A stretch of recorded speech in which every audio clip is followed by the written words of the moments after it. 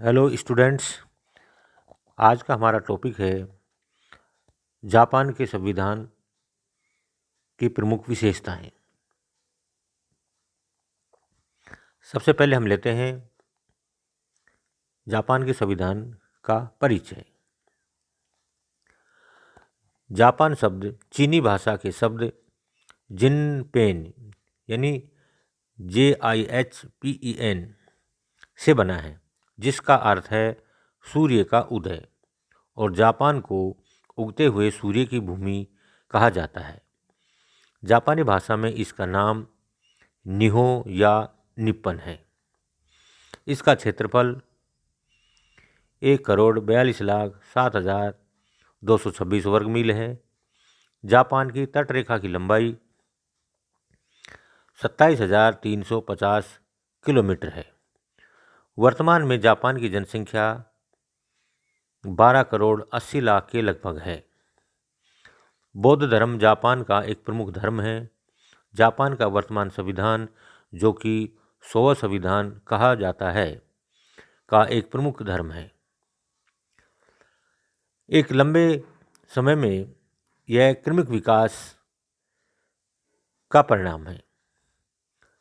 दंत कथाओं के आधार पर या के अनुसार सम्राट जिम्मू ने, जो सूर्य देवता का वंशज था, 660 ईस्वी पूर्व में जापान साम्राज्य की नींव डाली, और तभी से उसके उत्तराधिकारियों की अटूट श्रृंखला चली आ रही है। नेक्स्ट लेते हैं जापान के संविधान के अध्ययन का महत्व। जापान की प्रमुख चुनौतियां क्षेत्रफल की जनसंख्या दोनों की है। यागाना के शब्दों में जापान की सबसे बड़ी समस्या जनसंख्या और अत्यंत भूमि है। पर्वतों के आधिपत्य के कारण लोगों के रहने का स्थान सीमित हो गया है, और यही कारण है कि जापान की गणना संसार के सघनता जनसंख्या वाले देशों में की जाती है। इसके बावजूद जापान न केवल एशिया बल्कि समस्त विश्व के अग्रणी देशों में से एक है। इसकी शासन प्रणाली के विशिष्ट महत्व हैं, जो इस प्रकार है। नंबर 1, जापान एक महानतम आर्थिक शक्ति है।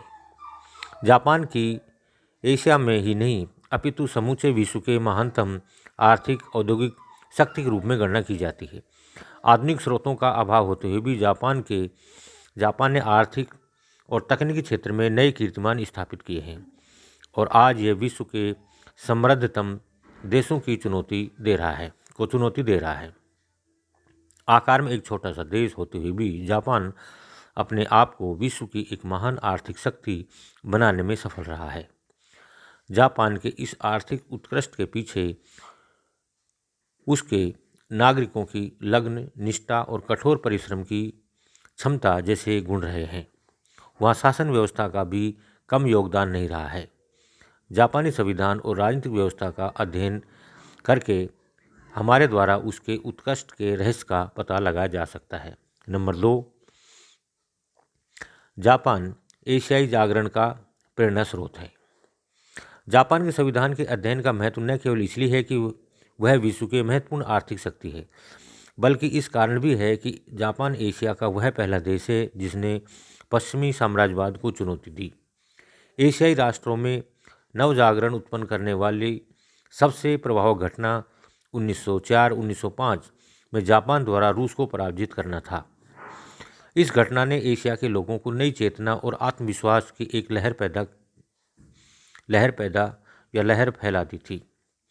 जापान ने एक नया नारा दिया था कि एशिया वालों के लिए है, जिससे एशिया के कई देश द्वितीय महायुद्ध के बाद पाश्चात्य साम्राज्यवाद के शिकंजे में मुक्त हुए। नंबर 3, जापान एशिया में संसदीय लोकतंत्र का घर है। जापान को पूर्व का इंग्लैंड कहा जाता है। वह एशिया का प्रथम देश है जिसमें संसदात्मक प्रणाली को सफलतापूर्वक अपनाया और लोकतंत्र की दिशा में अपने चरण बढ़ाए, जबकि एशिया के अन्य देश पाश्चात्य साम्राज्यवाद के शिकार थे। जापान में संसद की स्थापना सन 1890 में हो रही थी। इस प्रकार जापान की संसद एशिया में सबसे प्राचीन है।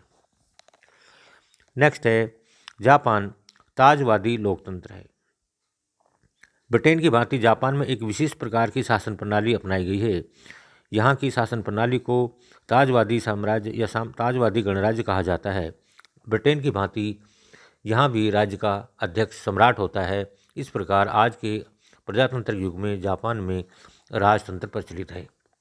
जापान में सत्तावाद की लंबी परंपरा रही है, अतः राजनीतिक संस्थाओं का अध्ययन करने वाले अध्ययनकर्ताओं के लिए यह विषय काफ़ी दिलचस्प वाला हो सकता है कि किस प्रकार जापान ने सत्तावाद की लंबी परंपरा के बावजूद लोकतंत्री संस्थाओं का सफलतापूर्वक क्रियान्वित किया। वारेन तुलेसी के शब्दों में सन 1945 में आत्मसमर्पण के समय की सैनिक तानाशाही की स्थिति में जापान में जिस तरह लोकतंत्र की दिशा में परिवर्तन हुआ वह एक आश्चर्य से कम नहीं है। नेक्स्ट है जापानी शासन विधान का निरालापन। जापान के संविधान में कुछ ऐसी बातों का हम समावेश करते हैं जो अन्य देशों में नहीं पाया जाता है। जैसे जापान में संसदीय व्यवस्था है, फिर भी वहाँ मंत्रियों को डाइट का सदस्य होना अनिवार्य है। संसदीय देशों के विपरीत जापान के द्वितीय सदन का संगठन निचले सदन की भांति प्रत्यक्ष निर्वाचन के आधार पर होता है। लोकतंत्र को नीचे से अपनाते हुए भी वहाँ राजतंत्र की संस्था को कायम रखा गया है। संयुक्त राज्य अमेरिका की भांति एक स्वतंत्र और सर्वोच्च न्यायपालिका की स्थापना की गई है, जिसे न्यायिक पुनरावलोकन की शक्ति से भी विशुभित किया जा सकता है। किंतु प्रतिनिधि सभा के प्रथम आम निर्वाचन के अवसर पर तथा हर 10 साल बाद न्यायाधीशों के बारे में जनता की राय ली जाती है। यदि मतदाता किसी नियुक्ति को अस्वीकार कर दे तो संबंधित न्यायाधीश को अपदस्थ होना पड़ता है। अब हम लेते हैं जापान के नवीन संविधान का निर्माण। सन 1945 में मित्र राष्ट्रों द्वारा जापान को बुरी तरह पराजित किया गया। जापान के वर्तमान संविधान के निर्माण का आधार मित्र राष्ट्रों की सर्वोच्च कमान की ओर से की गई 26 जुलाई 1945 की पोस्टमॉर्टम घोषणा थी। जापान में लोकतंत्र की स्थापना करने के उद्देश्य से फरवरी 1946 में ही जनरल मैकआर्थर के निर्देशन में नए संविधान विधान का प्रारूप तैयार किया गया। इसमें सम्राट की शक्तियों का अंत करके समस्त प्रभुसत्ता जनता में निहित कर दी गई। 7 अक्टूबर 1946 को डाइट के द्वारा इसका अनुमोदन कर दिया गया और 3 नवंबर 1946 को सम्राट हिरोहितो ने उसने अपनी स्वीकृति दे दी। 3 मई 1947 को जापान में नया संविधान लागू कर दिया गया। जापान का वर्तमान संविधान, जिसे सोवा संविधान भी कहा जाता है, पूर्णतः लोकतांत्रिक सिद्धांत पर आधारित है। अब नेक्स्ट लेते हैं हम जापान के संविधान की विशेषताएं। जापान के संविधान की विशेषताएं निम्न है। नंबर 1, लिखित संविधान और संक्षिप्त संविधान। जापान का वर्तमान संविधान एक लिखित संविधान है। इसका निर्माण एक निश्चित निकाय द्वारा किया गया तथा इसे एक निश्चित तिथि द्वारा लागू किया गया था। इसका निर्माण 1946 में जनरल मैकआर्थर की अधीनता में मैत्रिक सत्ता के सर्वोच्च कमांडर द्वारा किया गया और इसे मंत्रिमंडल तथा डाइट की विधिवत स्वीकृति मिली थी। इसको सम्राट की उद्घोषणा द्वारा 3 मई 1947 को लागू किया गया। भारत तथा अमेरिकी संविधानों के संदर्भ में अंतर यह है कि संविधानों का निर्माण एक विशेष संविधान निर्मात्री सभा द्वारा हुआ, जबकि संविधान के निर्माण के लिए ऐसी विशेष सभा का गठन नहीं हुआ था। वस्तुतः यह संविधान विदेशियों का द्वारा निर्मित था। इस संविधान में एक प्रस्तावना, 103 अनुच्छेद तथा 11 अध्याय हैं।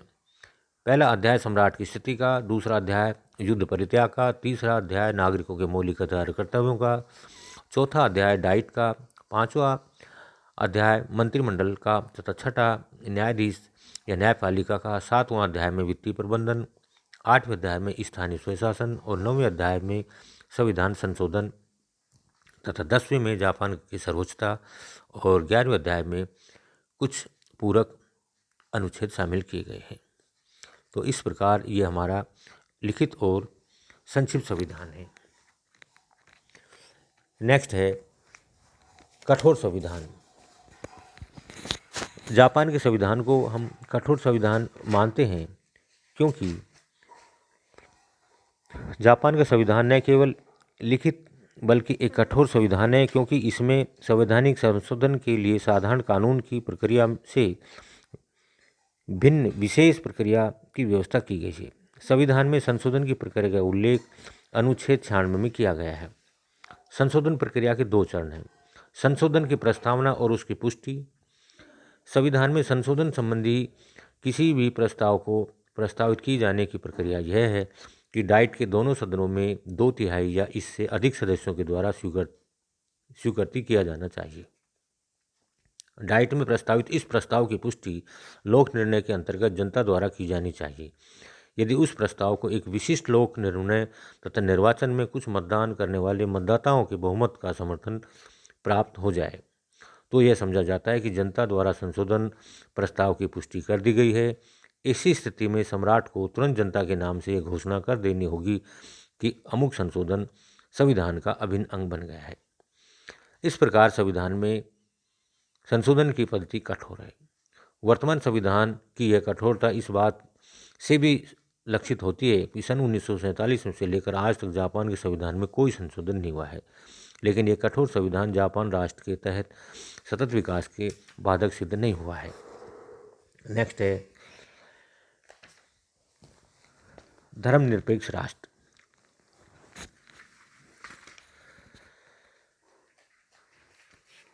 जापान को एक धर्मनिरपेक्ष राष्ट्र भी माना गया है क्योंकि इसमें कहा गया है कि 1947 के 100वें संविधान के पूर्व जापान एवं धर्माचार्य राज्य रहा था और जापान में शिंटो धर्म को राज धर्म के रूप में मान्यता थी। शासन की ओर से शिंटो धर्म को एक पूर्ण प्रोत्साहन दिया गया था और प्रशासन के सर्वोच्च अधिकारी सम्राट को ही धर्म का अध्यक्ष माना जाता था।